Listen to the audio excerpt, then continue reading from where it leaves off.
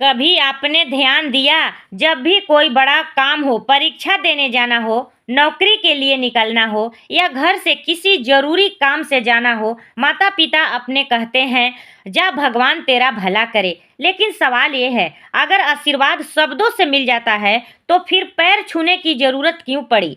आज मैं आपको बताने वाली हूँ, ये सिर्फ कोई संस्कार नहीं, कोई डर से बनी परंपरा नहीं, बल्कि शरीर, मस्तक और ऊर्जा पर सीधा असर डालने वाली एक वैज्ञानिक और एक आध्यात्मिक प्रक्रिया है।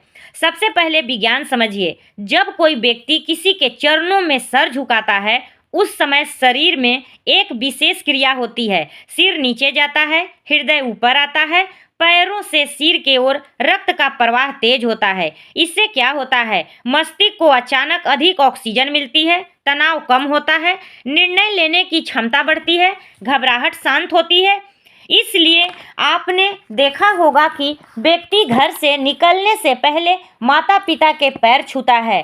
वह बाहर जाकर ज़्यादा स्थिर और आत्मविश्वास में रहता है।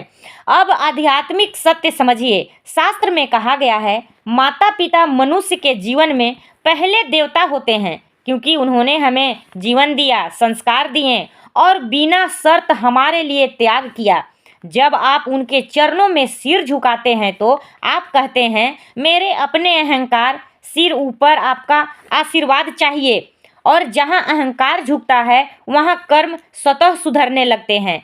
अब सबसे ज़रूरी बात सुनिए, पैर छूना सिर्फ त्योहारों या कभी कभार करने की चीज़ नहीं है, ये रोज़ की आदत होनी चाहिए। घर से निकलते समय चुपचाप बिना किसी दिखावे के माता पिता के चरण स्पर्श करना जीवन की दिशा को धीरे धीरे बदल देता है। अब बच्चे को बात, अक्सर लोग कहते हैं आजकल के बच्चे संस्कारी नहीं रहे, लेकिन सच्चाई ये है, बच्चे वही करते हैं जो रोज़ देखते हैं।